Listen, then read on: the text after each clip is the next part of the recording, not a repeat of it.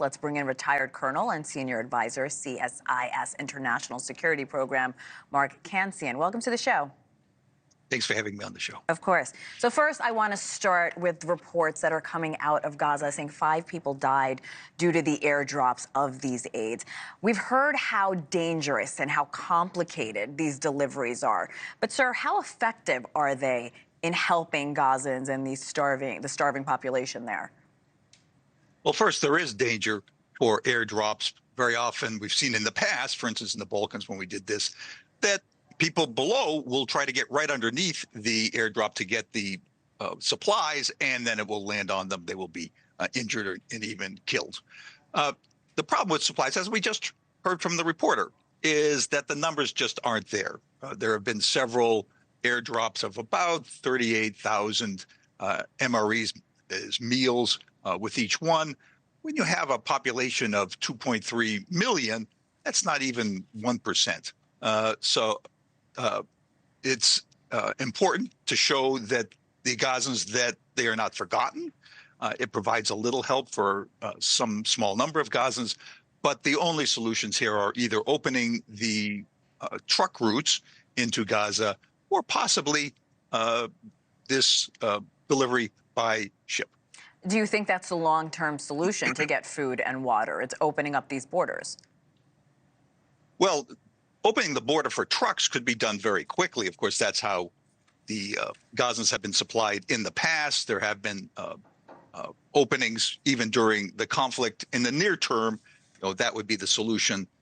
Going by sea is also possible, but that's longer term. Let's talk about the new U.S. floating pier. It could take 2 to 3 months to complete. How important is this new port to getting that much-needed aid into Gaza?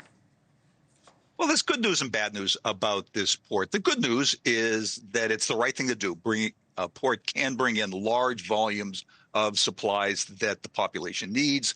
And the United States has the capability to do that. Arguably, it's the only country in the world that has the ability to go halfway around the world and establish a port like this. It's a program that's called JLOTS, Joint Over-the-Shore Logistics. The problem is twofold. One is the timeline. As you noted, it could take 60 days, and many of the Gazans can't wait that long for supplies. The other problem is execution. In other words, how are we going to do this in the middle of a war zone without getting U.S. forces involved and without causing chaos among the Gazans? For example, there's talk about having these piers offshore so that supplies would be delivered to the piers. No U.S. forces would have to go into Gaza, and then there'd be some sort of transfer to the shore. But still, U.S. Forces will be within gunfire range of Gaza.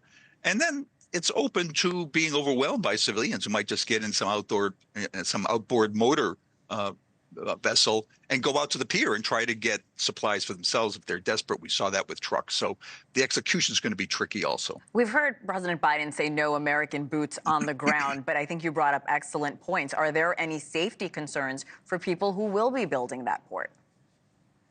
Well, absolutely, because even if it's offshore, they will be within range of Hamas rockets and mortars, and there's always danger that some part of Hamas or one of the Islamic groups may decide to take some shots at the United States, even though this is part of a humanitarian operation for Gaza. So fortunately, they don't have the capability to do this terribly effectively. But as we've seen with the Houthis, for example, in the Red Sea, if you shoot enough missiles, eventually you hit something.